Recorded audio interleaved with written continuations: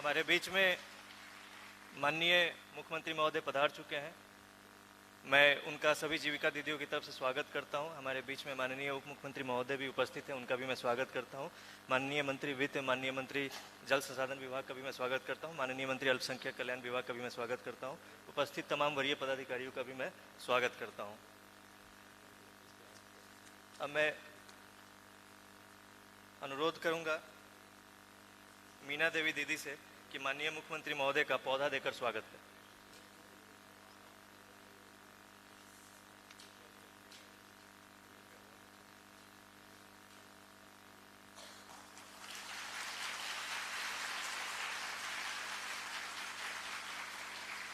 मैं अनुरोध करूंगा दीदी से कि माननीय उप मुख्यमंत्री महोदय का भी पौधा देकर स्वागत करें।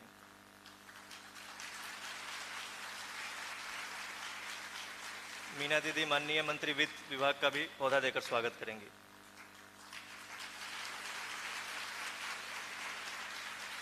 दीदी के द्वारा माननीय जल संसाधन मंत्री को भी पौधा देकर स्वागत किया जाएगा। उपस्थित माननीय मंत्री अल्पसंख्यक कल्याण विभाग का भी पौधा देकर दीदी स्वागत करें। अब मैं अनुरोध करूंगा दीदी से कि माननीय मुख्यमंत्री महोदय के प्रधान सचिव सर का भी स्वागत करें पौधा देकर। जाइए आप जाइए ना आगे।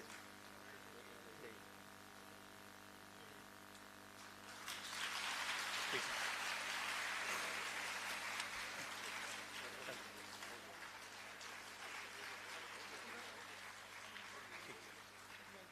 सर, भोजपुर जिले में कुल 21,636 स्वयं सहायता समूह जीविका से जुड़े हुए हैं सर, जिसमें 2,35,000 परिवारों को जोड़ा गया है सर।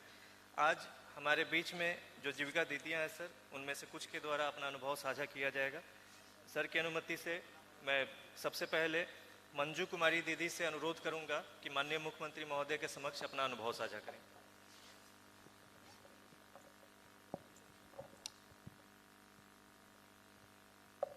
माननीय मुख्यमंत्री भैया को मेरा प्रणाम। यहाँ उपस्थित सभी भैया दीदियों को भी मेरा प्रणाम। मेरा नाम मंजू देवी है। पौना पंचायत पौना गांव से अज्ञाव प्रखंड और जिला भोजपुर की निवासी हूँ। और इसके पहले जब जीविका में हम नहीं जुड़े थे, ज्योति जीविका स्वयं सहायता समूह की सदस्य हूँ। जगदम्बा जीविका महिला ग्राम संगठन की भी सदस्य हूँ। ज्योति जीविका संकुल स्तरीय की भी सदस्य हूँ। जब जीविका नहीं आया था उसके पहले कि हम अपना जीवनी बता रहे हैं। मेरे घर में मेरी सास थी, ससुर थे, मेरे पति थे, देवर थे और 2 ननद थी। उस समय मेरे पति पढ़ाई कर रहे थे, उसी बीच मेरे ससुर गुजर गए। उस समय मेरी स्थिति इतनी खराब थी, 2 वक्त की रोटी भी नहीं मिल रही थी। लेकिन जब जीविका में हम 2015 में जुड़े, उस समय जीविका दीदी के साथ जब बैठक हम कर रहे थे, उसी में दीदी लोग से 1,000 रुपया का डिमांड किए। दीदी बोली कि दीदी आप 1,000 रुपया लेकर क्या कीजिएगा। हम बोले दीदी हम अपना जीवन चलाने के लिए इससे कुछ औजार खरीदेंगे, जिससे कुछ मेरा दोनों वक्त की रोटियां अच्छी तरह से मिल जाए। तो हम उससे 1,000 रुपया से हथौड़ी, आरी, बसीला इस तरह का औजार खरीदे और कुछ लोहा का टुकड़ा खरीदे। उससे हम हसुआ और खुरपी उर्पी बनाकर अपना जीवन यापन कर रहे थे, लेकिन उससे भी मेरा जीवन नहीं अच्छा हुआ। फिर उसके बाद जब 1,000 रुपया चुका दिए, फिर दीदी के पास बैठक में गए तो हमने 5,000 रुपया का दीदी से डिमांड किए। दीदी फिर वही सवाल की कि दीदी 5,000 रुपया लेकर आप क्या कीजिएगा। फिर दीदी से हम बोले कि दीदी 1,000 तो रुपया ले गए, लेकिन उससे मेरा अच्छी तरह से भूखमरी या बच्चा का परवरिश नहीं हो रहा है। 5,000 रुपया दीदी दी हमको और ले जाकर हमने क्या किए कि 2,000 के पुरानी गुमटी खरीदे और 3,000 का पंचर बनाने वाला साइकिल का सामान खरीदे और उसी से मेरा कुछ परवस्ती अच्छा चलने लगा। फिर उसके बाद वो भी जब पैसा हमने भर दिए तो फिर एक दिन अपने घर परिवार में राय लिए, इससे भी हम लोग का परवरिश नहीं होगा, क्योंकि लड़की को पढ़ाना भी है, हमारा भी फैमिली बढ़ेगा, 2 ननद का शादी करना है, देवर का भी जीवन यापन करना है। तो फिर हमने दीदी लोग से 10,000 रुपया का डिमांड किए। दीदी बोली वही बात कि दीदी 10,000 रुपया लेकर अब क्या कीजिएगा। फिर बोले कि दीदी एक हम जनरेटर खरीदेंगे, उससे हम अपना कुछ कार्य करेंगे। जनरेटर तो हम खरीद लिए, लेकिन 2 माह तक मेरा जनरेटर इसी तरह रहा। फिर दीदी लोग से बोले कि दीदी 5,000 रुपया और दीजिए कि जिसमें हम आटा चक्की और धान कूटने वाला मशीन हम हालर ले ले, ताकि हमारा रोज का रोटी अच्छा हो जाएगा, तभी तो हम भरपाई कर पाएंगे। दीदी ने 5,000 रुपया दी, देने के बाद हमारा परिस्थिति बहुत अच्छा हो गया। फिर हमारा आटा चक्की भी चलने लगा रोज रोज। अब धान का तो सीजन केवल धान में ही चल रहा था, लेकिन आटा वाला हमारा चल रहा था।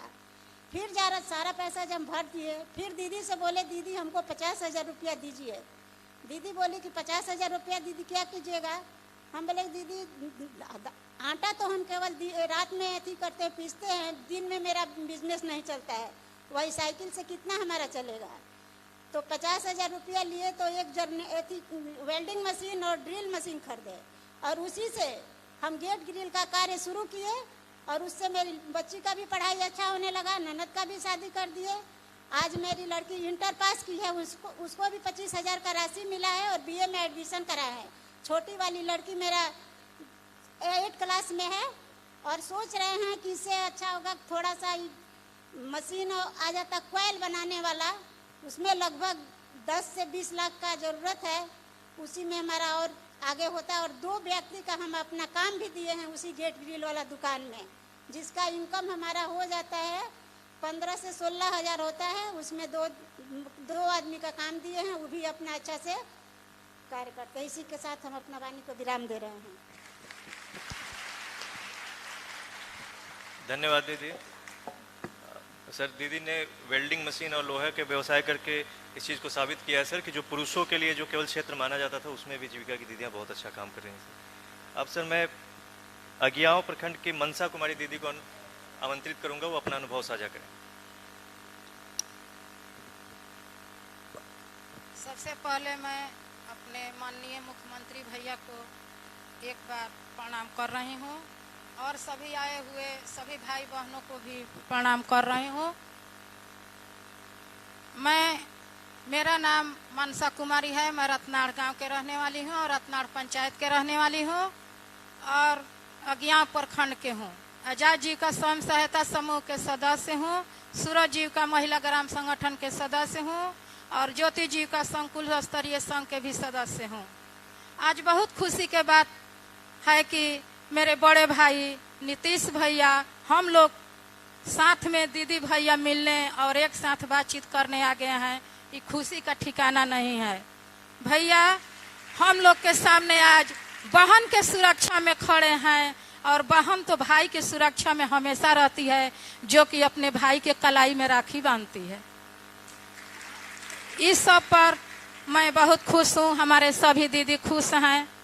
जीविका के पहले हम जो अपना स्थिति बता रहे हैं भैया के सामने कि 2009 में हमारे पति देहांत कर गए। उस समय हमारा स्थिति बहुत नाजुक था। उस समय हम दर के ठोकर खा रहे थे। हमारे पति 2 भाई थे। 2 साल के बाद वो लोग बंटवारा कर दिए, बोले तुम्हारा भार हमसे नहीं चलेगा। हम किसी तरह खेत में मजदूरी करके काम करके 2 बकरियां भी पाले थे, और उसी के सहारे से अपने बच्चों को पालन पोषण किए।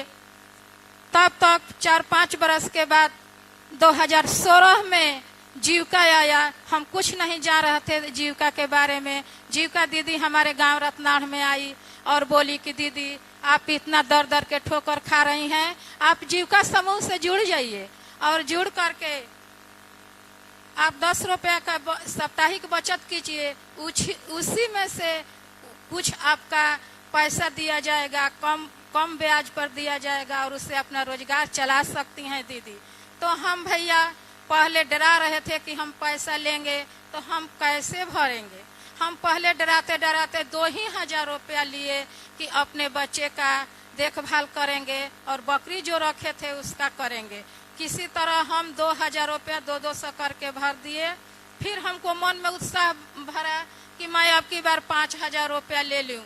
5,000 रुपया ली तो फिर और 2 बकरियां बढ़ा दी, और खेत में और जो बटैया लेकर के भी काम करने लगे। उससे दोनों से और आमदनी बढ़ गया। मतलब महीना में 4-5 हजार रुपया आने लगा खर्च चला करके। इसके बाद उसको भी 5,000 हम भरपाई कर दिए। फिर सोचे कि अब दीदी से हम बोले कि दीदी अब की बार हमको 30,000 रुपया दीजिए ताकि हम एगो गाय खरीद लें।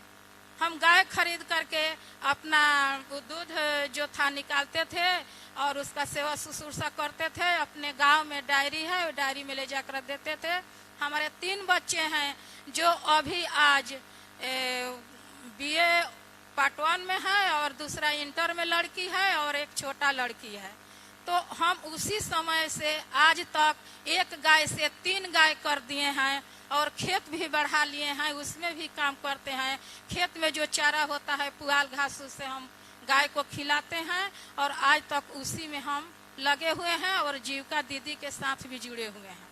अपने जीविका दीदी 10 दीदी के बीच में हम हैं, लेकिन अपने दीदी लोग को कुछ हम पढ़े लिखे हैं, 10वां पास हैं।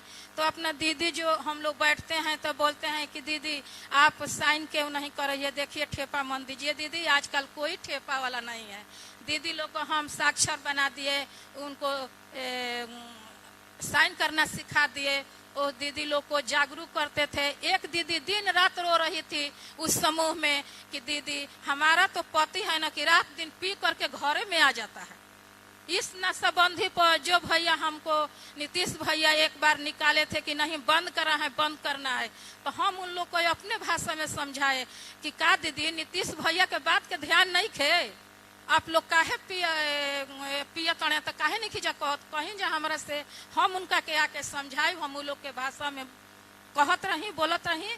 तब भैया हम लोग 5 दीदी मिलकर उसके पति के घर गए। उसके पति आए और पत्नी के साथ में समझा बुझा कर हम बोले कि देखिए भैया आज पी रहे हैं, हर एक प्रकार के बीमारी हो रहा है, किडनी खराब हो रहा है, आप नहीं रहेगा, आपका बाल बच्चा कैसे रहेंगे। देखिए भैया हमारा स्थिति क्या हुआ है, आप ऐसा स्थिति में मत आइए, हम ऐसे हैं, दर दर के ठोकर खा रहे हैं, आपके बच्चे भी खाएंगे। भैया आप दूध दारू के साथ जो पी रहे हैं, पैसा खर्च कर रहे हैं, वो पैसा दूध में खर्च कीजिए और अपना स्वास्थ्य को बढ़ाइए, अपने बच्चे को खुशहाल रखिए, अपने बीवी को खुशहाल रखिए। हम नशाबंदी पर 2 अगल बगल में जो समूह भी चल रहा था उसमें भी जाकर बता देते थे। और जो है बाल विवाह हमारे गांव के बगल में 12D गांव है, वहाँ लोग 12 बरस में कहते थे कि लड़की सियाना हो गई अब शादी करो। अरे क्या बात है जी, अब 12 बरस में क्यों कर रहे हैं। बाल विवाह तो करना अपराध है। आप लोग कहीं भी देखेगी कि लिखा रहता है, पढ़ी लिखी है तो देख भी सकती है। तो उन लोग को हम समझाए कि देखिए दीदी बिना 18 बरस के आप शादी मत कीजिए। जिस तरह से कच्चे घड़े में हम पानी डालते हैं तो ढह जाता है, उसी तरह जो है लड़की कच्चा घड़ा है, आप 18 साल के बाद ही अपने बच्ची को शादी कीजिए।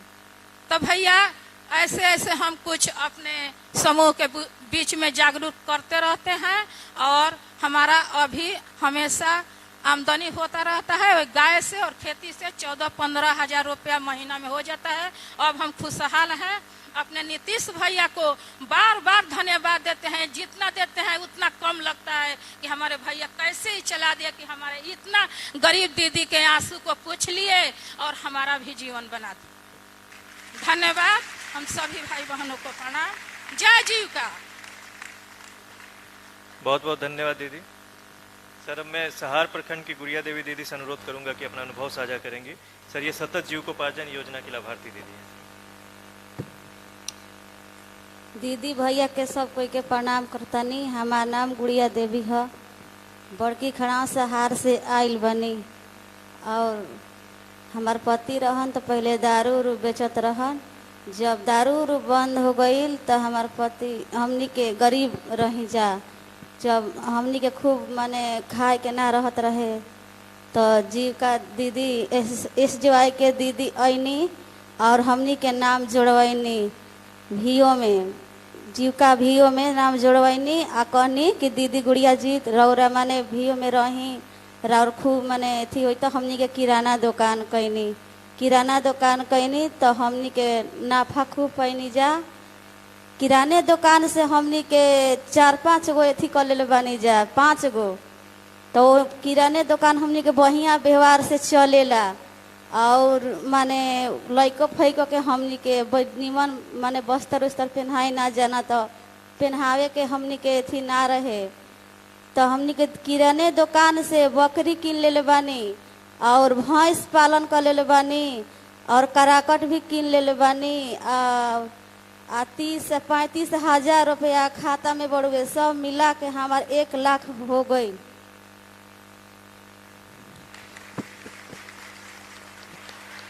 धन्यवाद दीदी। सर, भोजपुर जिले में कुल 3022 दीदियां हैं सर, जो सतत जीविकोपार्जन योजना की लाभार्थी हैं सर। सर, मैं अब आमंत्रित करना चाहूँगा बरहरा प्रखंड की साधना देवी दीदी को, जो अपना अनुभव साझा करेंगे। माननीय मुख्यमंत्री जी एवं मेरे नीतीश भैया के प्रणाम, साथ में सभी उपस्थित सभी भैया दीदी को मेरा प्रणाम। मैं साधना देवी मखदूमपुर की रहने वाली हूँ। मैं ओम शंकर समूह से जुड़ी हुई हूँ। मेरे भैया का नाम प्रतिज्ञा है और CLF का नाम पूर्णिमा है।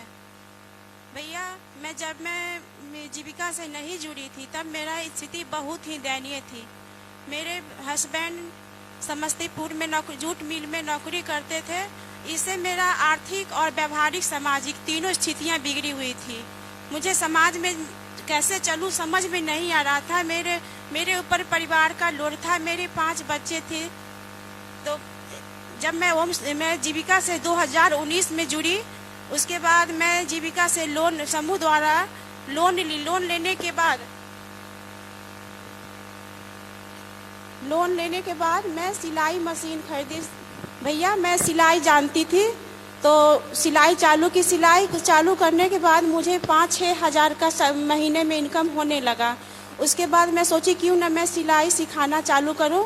जैसे कि और सारी महिलाएं जो मेरे तरह पैसे की दिक्कत झेल रही थी, उनको मैं साथ ले ली और सिलाई सिखाना चालू किया। आज वो मेरे साथ 8-10 महिला हैं जो सिलाई कर रही हैं और अपना भरण पोषण कर रही हैं। उसके बाद फिर मैं जीविका द्वारा ये IDFC का ये CSP मेरी लड़की को मिला, जिससे सर चलाने के लिए हमको 1.5 लाख रुपए के ऋण लेना पड़ा। इससे जैसे कि मेरे पास उतना ज़्यादा बचत नहीं था कि मैं CSP को चला सकूं।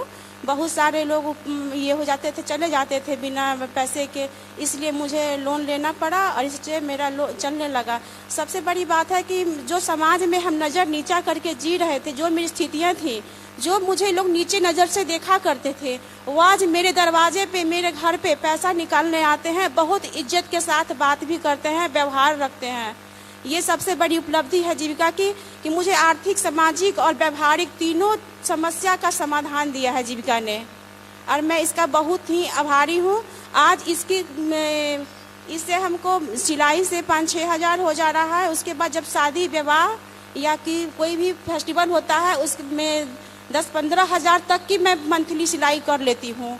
और CSP से भी मेरा हो जा रहा है 7 हज़ार तक का इनकम। और मेरी 3 लड़की है, 2 की शादी कर चुकी हूँ, एक मेरी BA में पढ़ रही है और 2 लड़का मेरा है जो पटना में पढ़ाई कर रहा है।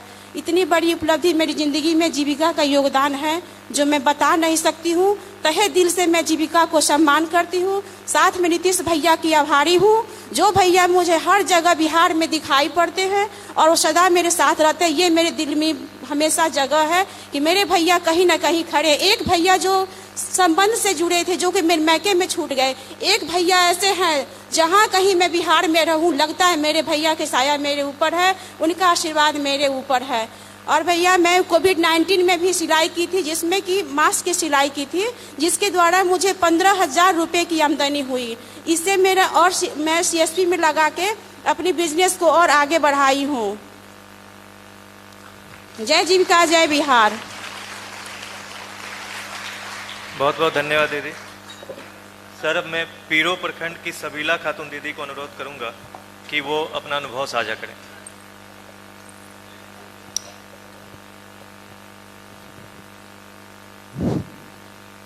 सब माननीय मुख्यमंत्री नीतीश भैया को और जितने मेरे प्रणाम करते हूँ, और जितने मेरे दीदी और भैया हैं और मेरे सदस्य सबको मैं प्रणाम करते हूँ।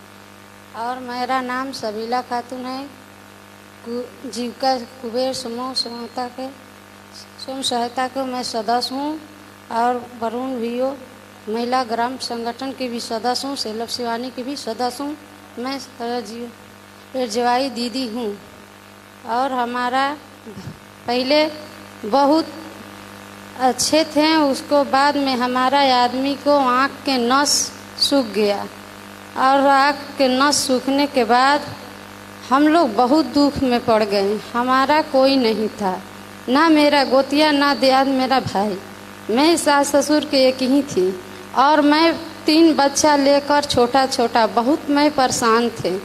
और हमारे कहूँ एक टाइम खाते थे तो एक टाइम एकदम उपासे पड़ जाते थे।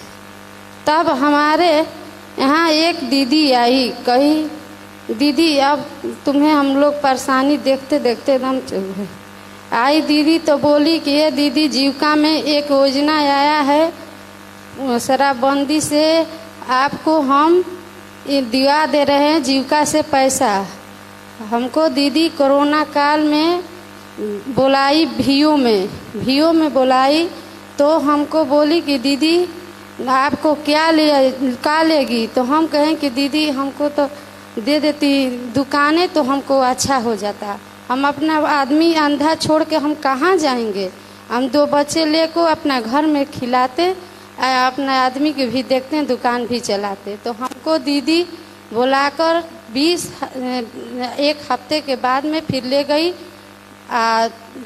दुकान के पैसा और सामान भी खरीद के दिया। तो हम लोग अपना दुकान चलाने 10,000 रुपया आगे दुकान के मरम्मत करने के लिए, 20,000 रुपया दुकान करने के सामान संपत्ति दी। और उसको बाद में हमको दीदी 7 महीने 7,000 रुपया दी कि अपने खाते पीते रहना और दुकान अच्छे से चलाना। हम 20,000 से 30,000 रुपया किए और 30,000 रुपये में हम 5-5 रुपये बटोर कर 3 महीने पे बैंक में रखते थे। उस पैसे में से बटोर के 2 हम बकरियाँ खरीदे और बकरियाँ पाल कर और फिर उसको बाद में हमारा दूसरा दीदी पैसा दिवाई तो हम उसी में किराना दुकान में पारचून के सामान भी ले पारचून सामान बढ़ाने के बाद में फिर हम उसके में अंडा के दुकान भी कर दिए। और आज हम भैया सब मिलाकर 1 महीने में हमारा 8,000 रुपये के इनकम हो जाता है। हम आज भैया बहुत खुश हैं आप पे कि हम जिंदगी हमारा पानी में डूबा था, बाकी आज आप ही की देन है कि हमारा जिंदगी 5 परिवार की जिंदगी ऊपर आ गया। और हम आपको सामने देखकर बहुत खुश हैं कि हम कहाँ पर खड़ा हैं, कि जो पानी में हम डूब रहे थे जो हम इस जगह पे खड़ा हैं। भैया आपको बहुत बहुत लाख शुक्रिया है कि हम अपना सब संपत्ति 80,000 के तरफ से कर दिए हैं। अभी हमारा सामान है कि हम 3 बच्चे को पढ़ा रहे हैं। एक बच्ची को अपने इंटर पास किए हैं और एक बच्चे को 9वां में पढ़ा रहे हैं, एक बच्चे को 5वां क्लास में पढ़ाते हैं। हम बच्ची के इंटर पास किए तो 25,000 रुपया मिला। बाकी हम पहले साल में नहीं उसको कराए, एडमिशन नहीं कराएं, बाकी 21 साल में मिल गया है। मैं एडमिशन कराकर अपने बच्ची के इस इथी पर खड़ा करना चाहते हूँ और अपने बच्चे के लोग के आप बहुत बहुत आपसे हमारा खुशी दिया नहीं जा रहा है कि हम कितने खुशी में हैं। इतने नहीं मिले भैया, हमको मिला कि हम अंगूठा छाप थे, हमको अंगूठा छाप थे, हमको हाथ से लिखने के मिल गया। मैं अपने तरह जाकर पैसा निकालते हैं, फिर हमको जीवन बीमा भी मिल गया, जीवन बीमा भी हो गया। हम लोग का रोजगारी कार्ड भी बन गया, हम लोग का सब कुछ मिल गया है। आपके तरफ से हम बहुत बहुत धन्यवाद कर रहे हैं। बहुत बहुत धन्यवाद दीदी। अब मैं कोइलवर से आई हुई पूनम देवी दीदी से अनुरोध करूंगा कि अपना अनुभव साझा करेंगे।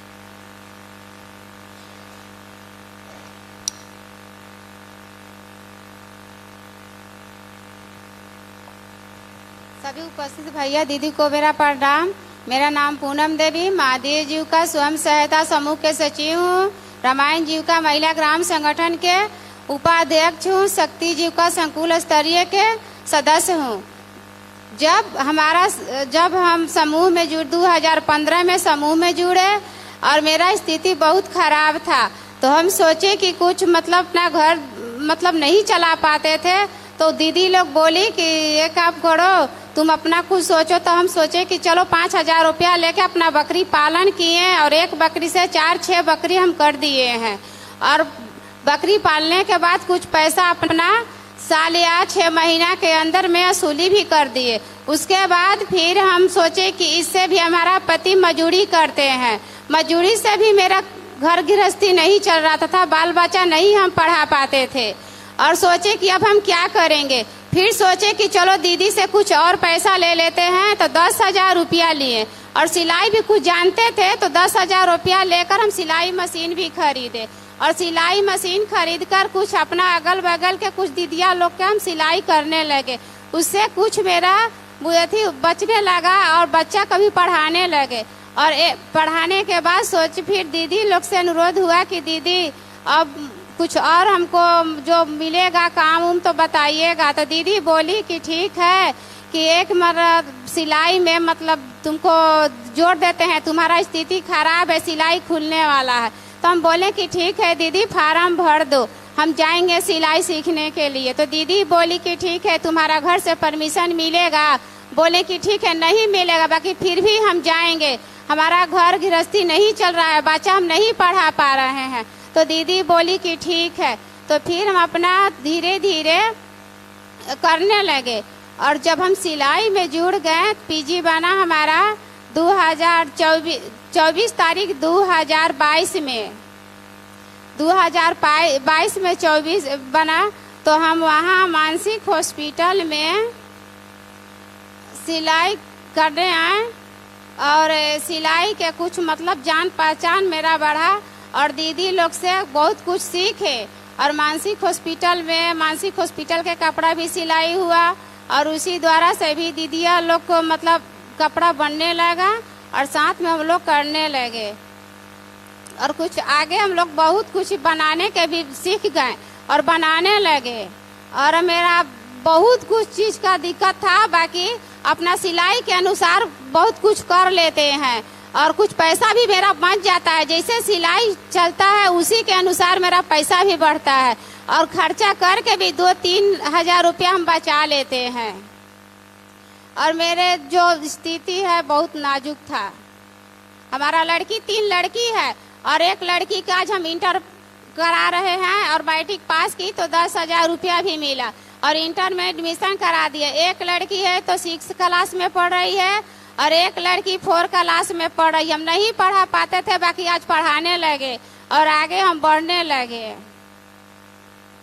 जय जीविका, जय बिहार। बहुत बहुत धन्यवाद दीदी।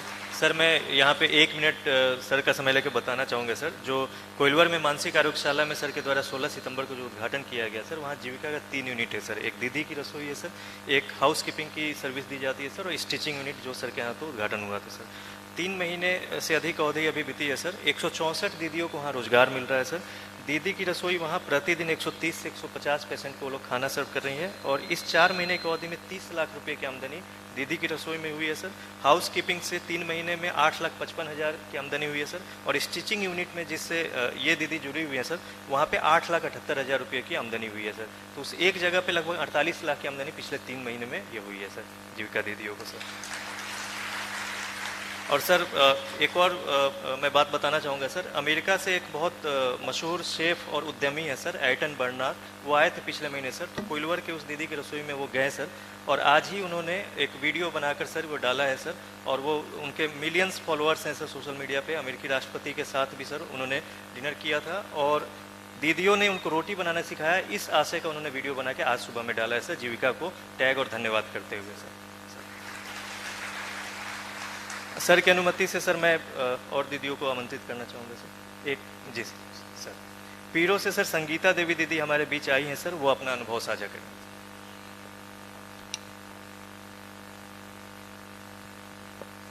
हमारे तरफ से माननीय मुख्यमंत्री भैया जी को मेरा प्रणाम और जितने सभी लोग आए हैं भैया दीदी सबको मेरा प्रणाम। मेरा नाम संगीता देवी है, गंगा जीविका स्वयं सहायता समूह के सदस्य हैं, महाकाली जीविका का सदस्य हूँ और सतत जीविकोपार्जन योजना के तहत चयनित हुई हूँ।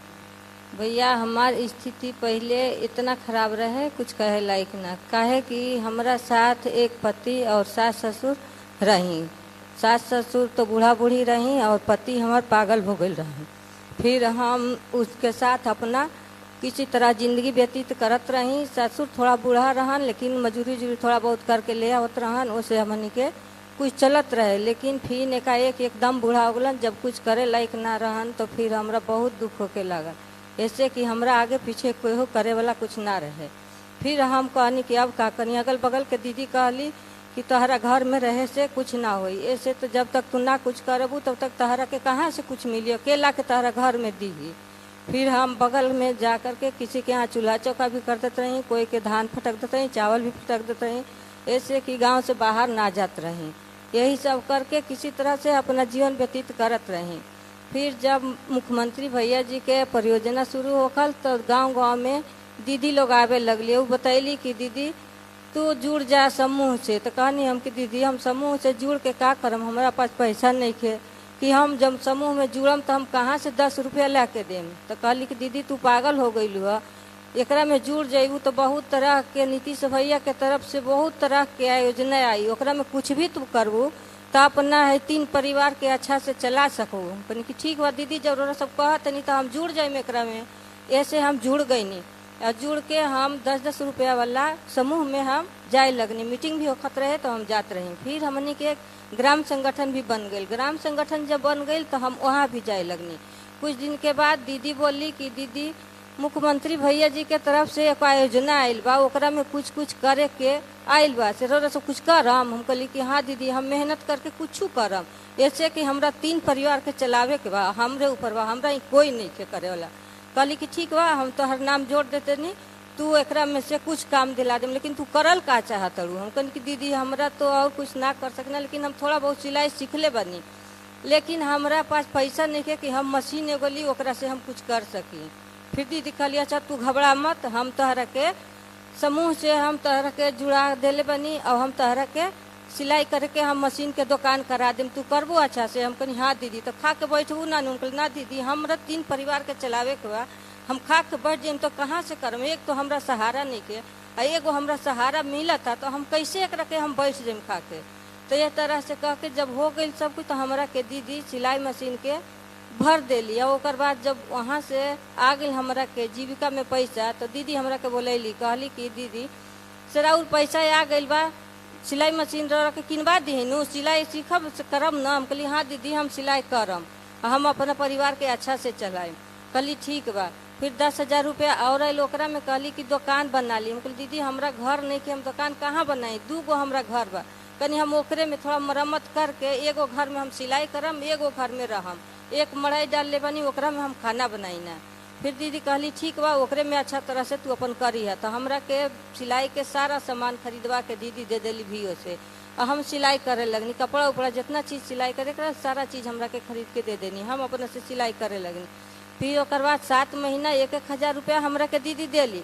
कहली कि एकरा से दीदी अपना से परिवार के जैसे होके अपना चलाएम, लेकिन दुकान के पैसा अच्छा तरह से करके रखम आ एकरा से दीदी आगे बिजनेस बढ़ाएम तो रखे और कुछ मिली। एक के चलते हम वो पैसा के बहुत अच्छा से करके रखत रहे, बहुत बढ़िया से मेहनत करके रात दिन मेहनत करके और सिलाई करे लगनी। सिलाई करके जब लगन के दिन आवत रहे तो थोड़ा और ज़्यादा चलत रहे हमार सिलाई। इस तरह करके फिर हमारा 20,000 से 30,000 हो गई, 35,000 हो गई।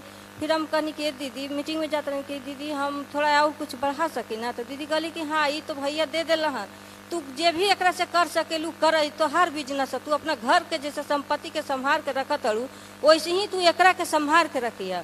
फिर हम कहनी कि दीदी हमारे गांव में दुकान नहीं के, हम बच्चन के खाए वाला सामान अपन दुकान में रख सकी ना। तो कहली कि हाँ हाँ एकदम अच्छा से रखा। फिर हम सिलाई भी करते रहे, बच्चन के सामान भी खाए वाला सब बिस्कुट वगैरह कुरकुरा नमकीन सब चीज़ रखे लगनी।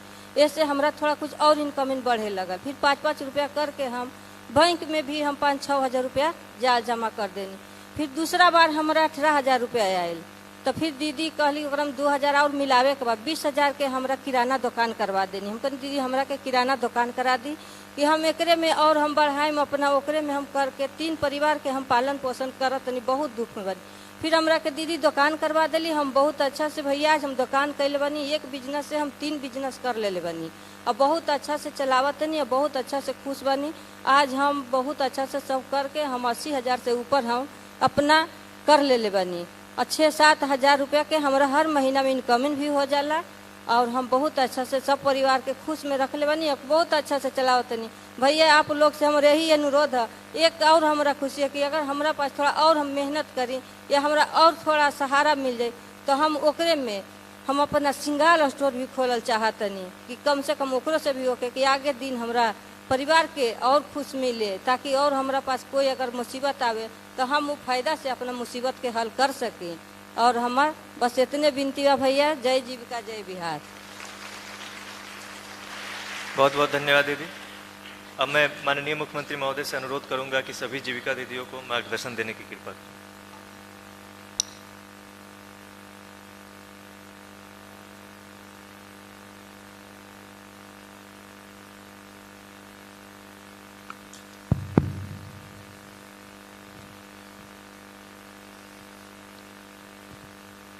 समाधान यात्रा के सिलसिले में विभिन्न राज्यों विभिन्न जिलों का दौरा हो रहा है और उसी सिलसिले में आपके बीच में भी आने का मौका मिला है। आप लोगों की बात सुनने का मौका मिला है, मुझे बड़ी खुशी हुई है। और जो जीविका की दीदियां हैं, जो स्वयं सहायता समूह था, उसकी संख्या कितनी कम थी, तो हम लोगों को लगा कि भाई इनकी संख्या बढ़नी चाहिए।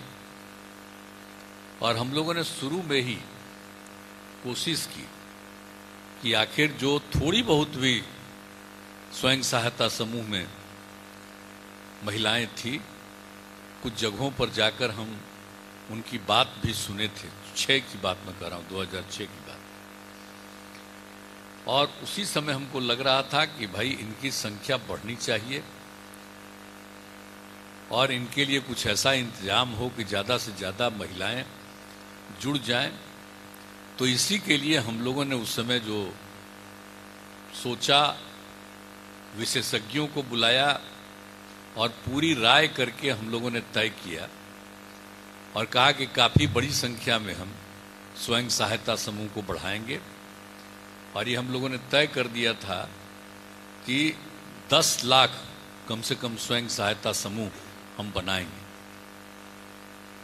और उसके साथ साथ हम लोगों ने जीविका दीदी कह दिया, जो स्वयं सहायता समूह से जुड़ी रहेंगी महिला। जीविका का नामकरण हमने कर दिया, जीविका दीदी।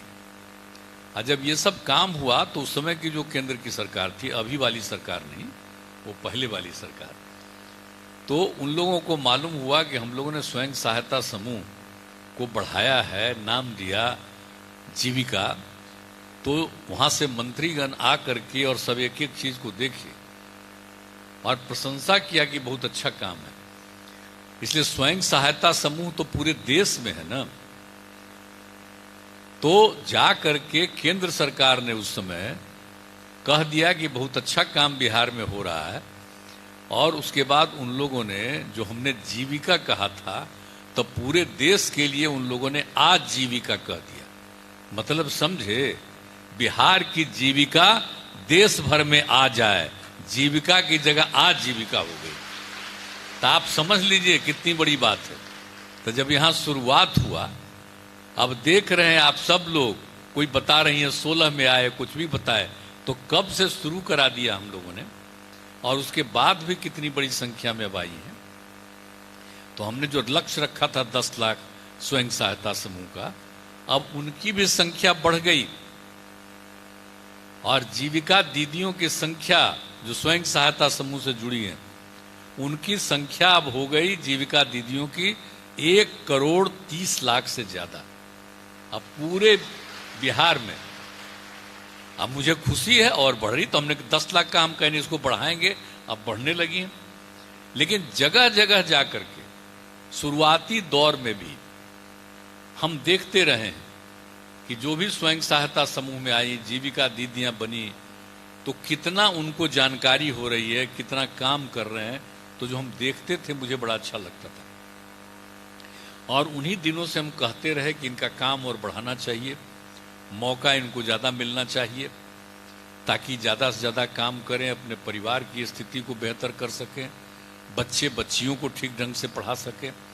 अरे होता क्या था पहले, सिर्फ घर में जो मर्द रहता था वही ना थोड़ा बहुत काम करता था। अब महिलाएं तो घर में खाना बनाती थी या कभी कोई खेत उत में कुछ मदद कर देती थी, लेकिन उनको तो कोई काम नहीं था। अब क्या हो गया, अब जो इतना ज्यादा स्वयं सहायता समूह बढ़ी और जीविका दीदियों की संख्या बढ़ी, अब जान न रहे हैं परिवार में मर्द तो काम करते हैं, जो करते थे। आज आप लोग बता रहे हैं कि वो नहीं रहे और हम काम कर रहे हैं, बच्चे बच्चियों को पढ़ा रहे हैं, आगे बढ़ा रहे हैं, एक एक चीज आप अभी बता रहे हैं। तो अब तो स्त्री और पुरुष दोनों न अब काम करने लगे, यही बहुत जरूरी है। परिवार में खाली अगर मर्द काम करेगा उससे आगे नहीं बढ़ते, इसलिए हमारी शुरू से इच्छा थी कि महिलाएं आगे बढ़ेंगी, उसके बाद ही समाज आगे बढ़ेगा। और इसीलिए हमने ये जीविका दे दिया गरीब लोगों के लिए। भाई कोई मान लीजिए कि अमीर परिवार की है तो उनको तो कोई दिक्कत नहीं था, लेकिन जो साधारण परिवार की और गरीब परिवार की महिलाएं हैं, तो उन परिवारों के लिए तो उनको बेहतर करके महिलाओं को आगे लगाने के लिए हम लोगों ने ये काम किया। अब उसके चलते अब सब जगह हम जाते रहते हैं और कितना अच्छा है, सब तरह से काम हो रहा। हर बार हम लोग उनकी संख्या बढ़ाते रहते हैं।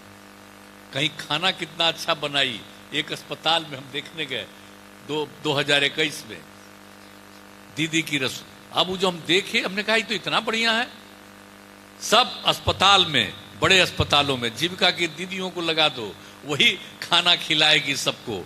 तो ये सब शुरू हो गया कितने जगहों पर। तो इसी तरह से एक नहीं, जो भी काम देखते हैं हम लोग अनेक काम लगाना शुरू करते हैं। तो ये सब काम जो किया जा रहा है ये आप लोगों के हित में किया जा रहा है, लेकिन आप जो काम कर रहे हैं अपने परिवार के हित में तो कर ही रहे हैं, अपने बच्चे बच्चियों के लिए तो कर ही रहे हैं, लेकिन आपके चलते पूरा का पूरा समाज आगे बढ़ रहा है, बेहतर हो रहा है, वो ज्यादा जरूरी है। इसलिए हमारा मकसद यही है, हम जब भी जाते हैं तो हम जरूर जीविका की दीदियों से हम बात करते हैं। अब भाई मुझको अच्छा लगता है कि कितना बढ़िया बढ़िया काम कर रही। अभी आप बोल रही थी, अब बोलिए। पहले कोई महिलाएं ऐसा बोल सकती थी, अब इतने कम दिनों में महिलाएं कितना बोलने लगी है, कितनी बात करने लगी है। तो इस तरह से सबका हो रहा। अब बेटियों को भी पढ़ा रहे हैं। लड़कियों का पढ़ना तो बहुत जरूरी है। हम तो शुरू के दिनों से महिलाओं के उत्थान का काम किए ना जी, तभी ना समाज आगे बढ़ेगा। तो हम लोग तो जब 2006 से जब हम लोगों ने पंचायत का चुनाव शुरू करवाया, तो उस समय आप सोच लिए हम लोगों ने कह दिया, पहले जो केंद्र में कानून बना उसमें था कि महिलाओं के लिए 1/3 कम से कम। तो हमने कहा वो तो कम से कम 1/3, उसमें हम केंद्र में ही थे, MP थे, और जो कानून बन रहा था उसके लिए दोनों सदनों की कमेटी बनी थी, उसमें हम भी थे। हम बड़ा तेजी से उसमें काम करके कि जल्दी जल्दी इसको होना चाहिए। तो हम तो शुरू से जान रहे थे, तो कम से कम न है जी। तो जैसे ही बिहार में हम आए तो हमने कहा वो तो कम से कम है। इसलिए महिलाओं का तो बिल्कुल 50%, 50%, आधा आधा होना चाहिए। आधा पुरुष है तो आधा महिला। अब बिहार पहला राज्य है जहां महिलाओं को 50% का कर दिया। अब कितनी महिलाएं, और उसके अगले बार नगर निकाय का चुनाव हुआ, उसमें भी हम लोगों ने महिलाओं को कर दिया। कितना ज्यादा लड़कियों के पढ़ाने का काम कितना कम करती थी। तो सब तरह के काम में, और लड़कियों को तो पढ़ा नहीं पाते थे ना। गरीब परिवार था, 5वें क्लास के आगे उसको पढ़ा नहीं सकते थे, कपड़ा दे नहीं सकते थे। तो हम लोगों ने तो उसके लिए शुरू करा दिया ना, ये काम करा दिया शुरू। और उसको और आगे पढ़ाना चाहते थे तो हम 5वां क्लास के बाद शुरू किए। तो उसके बाद उनको आगे और बढ़ा। तो कितना अब महिलाएं लड़कियां पढ़ने लगी। अब कई जगह तो अब लड़का लड़की बराबर हो गई। ये तो अच्छी बात है, और कितना स्कूलों को भी बढ़ाने का काम। लेकिन इधर कुछ कुछ थोड़ी कमी आ रही है, गड़बड़ी आ रही है। तो हम एक आग्रह आपसे करेंगे कि जो बच्चा बच्ची को पढ़ाना है और आगे बढ़ाना है, तो जाके स्कूल का हाल जरूर देखिएगा। एक बार तो हम तय कर दिए थे कि जीविका दीदियां ही जाकर के देखेंगी और उन्हीं को अधिकार दिया, तो कोई चला गया कोर्ट में और वो रुक गया मामला। तो हम तो अभी नहीं, हम यही कहेंगे कि जा करके देख लीजिएगा कि कोई पढ़ा रहा है कि नहीं पढ़ा रहा है। मास्टर साहब भागे हुए हैं कि ऐसे ही है, लड़का लड़की अगर पढ़ा नहीं रहे तो उसके बारे में हम सब जगह कह रहे हैं। अपना अब तो मोबाइल का आप इस्तेमाल करवे करती हैं, तो अपने मोबाइल के माध्यम से वहां का खबर दे दीजिए डीएम को, कलेक्टर साहब को, तो वो जाकर के देखेंगे उसको। आप फिर अगर कोई नहीं पढ़ाता है तो उसके ऊपर डिपार्टमेंट एक्शन लेगा कि काहे नहीं कर रहे हैं भाई। तो जब पढ़ा ये सब भी काम करिएगा, तो हम तो आप लोगों से पहले लगाए हुए, तब हमने सब जगह कहा कि कम से कम ये काम करिए। तो लड़कियों को पढ़ाना, लड़कों को पढ़ाना बहुत जरूरी है। तो महिलाओं के उत्थान के लिए तो और काम करिए, हम लोग क्यों कराए थे। अब आप सोच लीजिए कि आप कह रही हैं कि आमदनी हमारी बढ़ने लगी, हमको पहले कुछ नहीं था, आप काम करने लगे, तो आप जरा सोचिए, तो परिवार की स्थिति तभी ना बेहतर होगी। ये तो किया ही। अब लड़कियों को पढ़ाना भी तो हम लोगों ने क्या कर दिया, सभी सरकारी सेवा में रिजर्वेशन महिलाओं के लिए कर दिया। अब पुलिस में 35% का आरक्षण महिलाओं के लिए कर दिया है।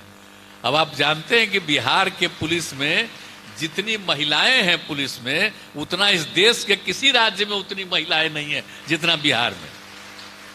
और बाकी सब सेवा में हम लोग 1/3 दे रहे हैं, और पढ़ने के लिए भी दे रहे हैं। इंजीनियरिंग कॉलेज, मेडिकल कॉलेज, सब में कम से कम 1/3 पढ़ेगी। हम जब इंजीनियरिंग पढ़े थे तो उस समय हमारा इतना पुराना कॉलेज पटना का engineering college, Bihar college of engineering, एक लड़की नहीं पढ़ती थी वहां। हम लोगों को बड़ा खराब लगता था। और उसके बाद अब कितनी लड़कियां पढ़ने लगी, और हम लोगों ने तो कर दिया है कि कम से कम जितनी ज्यादा पढ़े और अच्छा, लेकिन कम से कम उसको हम लोग कर दिए हैं कि जितना भी जगह है उसमें कम से कम 1/3 लड़कियों का होना चाहिए। तभी सब सोच लीजिए कि हम लोग कर ही रहे हैं। और सब परिवार का, गरीब परिवार के उत्थान के लिए तो काम हो रहा है, सब नौकरी से लेके हर तरह का काम हो रहा है। लेकिन आपका जो काम है, जीविका दीदियों का काम, उस सबसे महत्वपूर्ण काम है। ये जान लीजिए, आप ही लोगों के काम से समाज आगे बढ़ रहा है, और समाज के हर तबके के लोग इससे जुड़े हैं।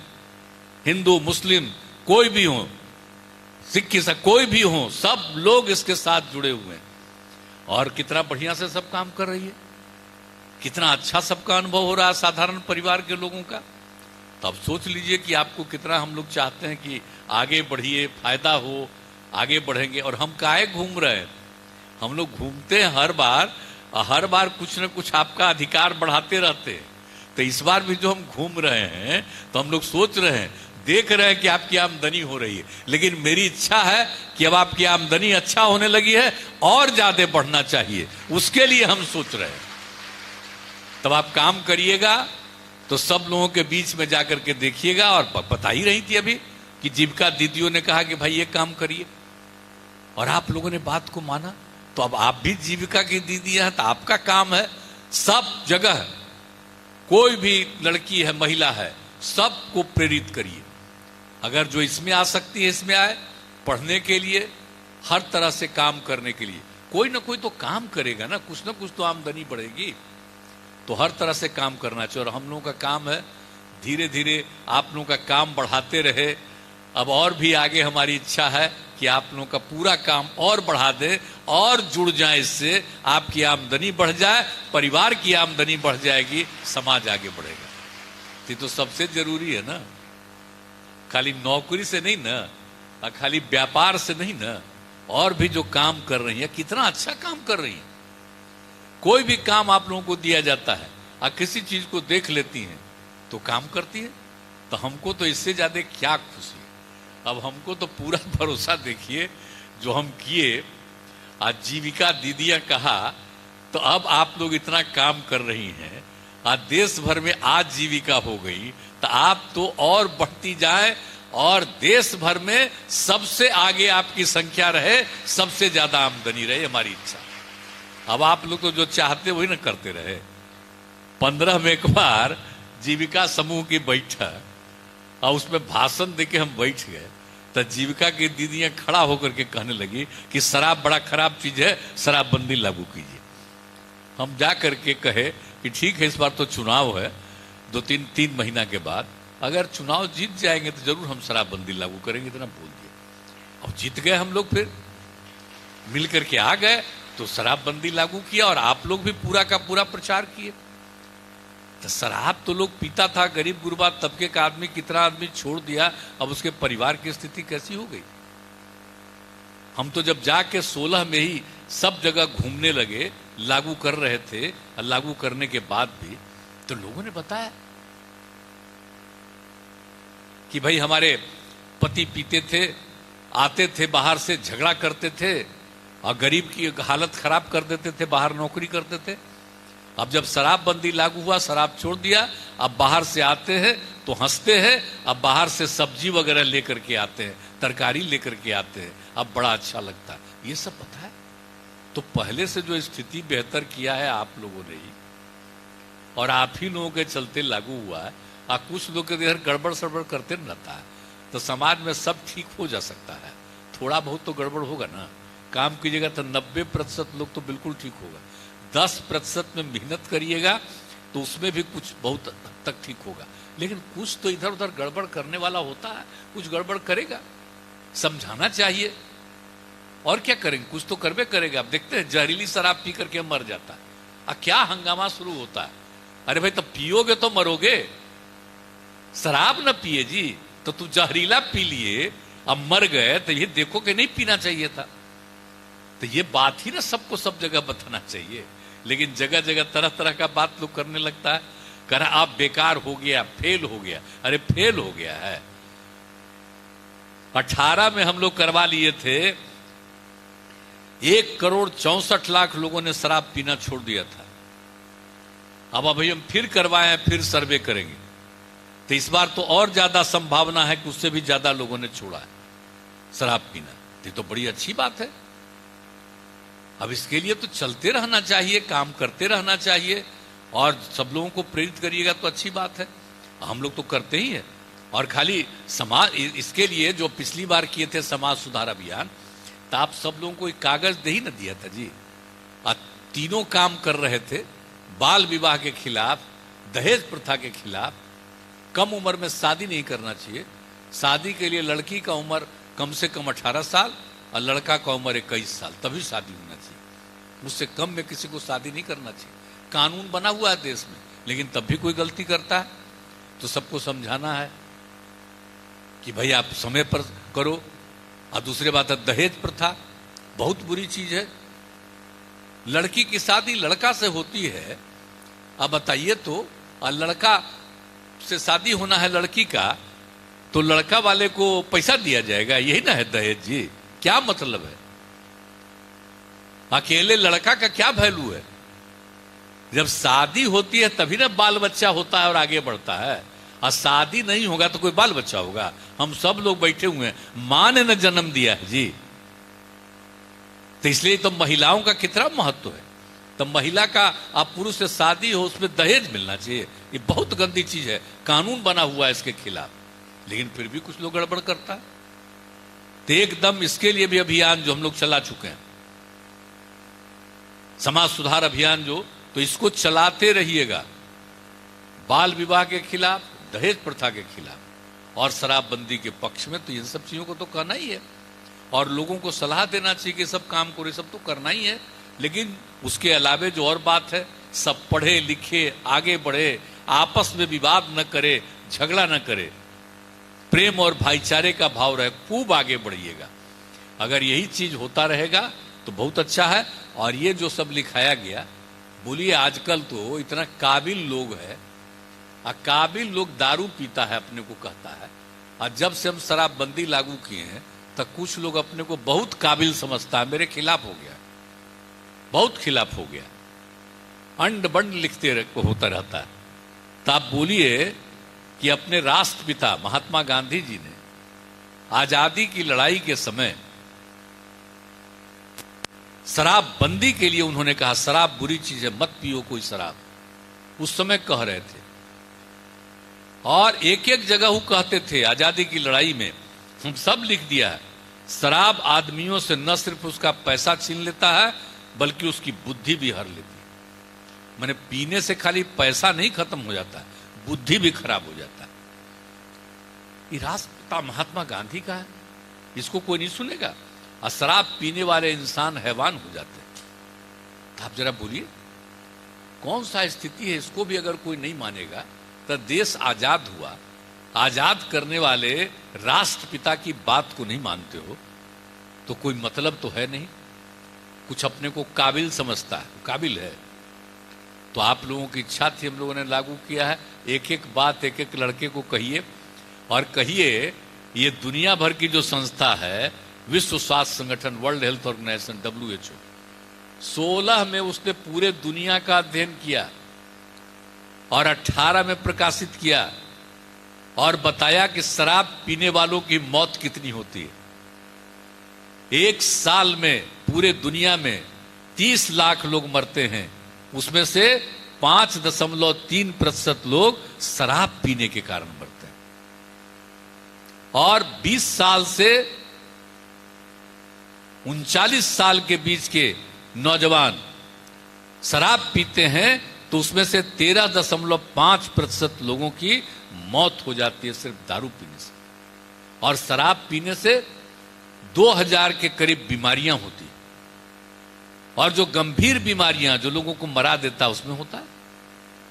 शराब पीने वाले आत्महत्या भी करते हैं। जितनी आत्महत्या दुनिया में होती है उसका 18% आत्महत्या शराब पीने के कारण, उसने बताया। अब आप सोच लीजिए, एक एक बात उन लोगों ने प्रकाशित किया और कितने तरह की बीमारियां होती है। और कोई गाड़ी चलाता है, शराब पी करके गाड़ी चलाता है तो गाड़ी में दुर्घटना कर लेता है, मर जाता है। तो देश भर में शराब पी करके गाड़ी चलाने वालों में 27% लोग दुर्घटना करते हैं। ये उनका उदाहरण था। अब सोच लीजिए, तो ये सब काम शराब पीने के कारण होता है। ये बता दिया आपको वर्ल्ड हेल्थ ऑर्गेनाइजेशन, विश्व स्वास्थ्य संगठन ने। एक एक चीज लिख करके हम दे दिए। तो नई पीढ़ी की और सब लोगों को दिखाइए पीने से कितना तरह का बीमारी होता है, कितनी गंदी चीज है। बापू ने कहा, राष्ट्रपिता ने कहा इन सब चीजों को। और उसके बाद बाल विवाह और दहेज प्रथा, इन सब चीजों के बारे में लिखा हो। सबको पढ़ाइए, दिखाइए, ताकि इन सब चीजों के बारे में सब लोगों को जानकारी मिले। अच्छा होगा, समाज में बेहतरी होगी। ये भी काम करिए और सबको देखते रहिए, प्रेरित करिए ठीक ठाक काम करने के लिए। आप अच्छा काम कर रही हैं तो ये नहीं, दूसरे को भी प्रेम से समझाइए कि देखो हम तो गरीब हैं, हमको जब ये काम करने लगे तो हमको अब ये हुआ। जो आप लोग भी अब काम करिए तो आप लोगों को फायदा होगा। इसी तरह से लोगों को समझाइए तो बहुत अच्छा रहेगा। तो यही हम आपसे कहने आए हैं। और पुनः आपको हम दोहरा के कह देते हैं कि हम लोग आपकी आमदनी बढ़े, आपका काम बढ़वाने के लिए हम लोग और आगे बढ़ाएंगे। उसके बारे में पक्के तौर पर निश्चिंत रहिएगा आप लोग और काम करिएगा। और बाकी समाज में सुधार के लिए सब लोग काम करते रहिएगा, यही मेरा अनुरोध है। तो आप लोग जो इतना बढ़िया काम करती हैं तो आगे भी करते न रहिएगा। प्रेम से हमको बताइए, हाथ उठा के बता दीजिए। चलिए, बोलते तो सब जगह और सबको देखना, पढ़ाना, अच्छा काम करने के लिए प्रेरित करना, आपस में झंझट नहीं करना। काम करो और आगे बढ़ोगे तो कितनी तरक्की होगी। तो आप सब लोग इसके लिए तैयार हैं पूरे तौर पर। और अभी भी आपने हाथ उठा करके बता दिया है तो मैं आपको हृदय से धन्यवाद देता हूं। एक दूगो बंद किए हुए हो, क्या बात है?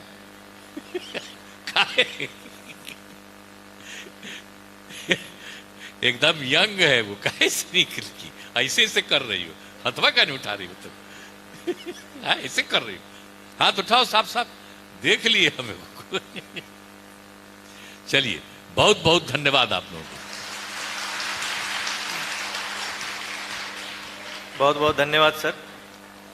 सर, आरा जिले में सर कुल 460 करोड़ का अभी तक समूहों का बैंक लिंकेज हुआ है सर। इस अवसर पे माननीय मुख्यमंत्री महोदय के हाथों हम लोग 2576 ग्रुप को 58 करोड़ का एक चेक भेंट करना चाहते हैं सर। प्रियंका देवी दीदी और मीना देवी दीदी को मैं आमंत्रित करूंगा, माननीय मुख्यमंत्री महोदय के हाथों चेक ग्रहण करेंगे।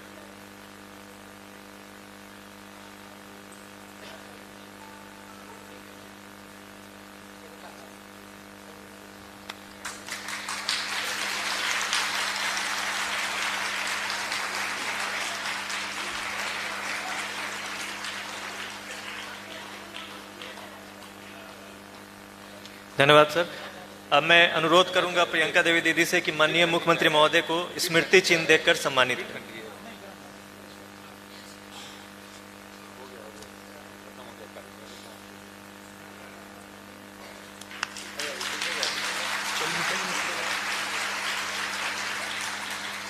मैं अनुरोध करूंगा मीना देवी दीदी से कि माननीय उप मुख्यमंत्री महोदय को भी स्मृति चिन्ह देकर सम्मानित करें। अनुरोध करूंगा जीविका दीदी से कि अन्य माननीय मंचासीन अतिथियों का भी स्मृति चिन्ह देकर सम्मानित करेंगे।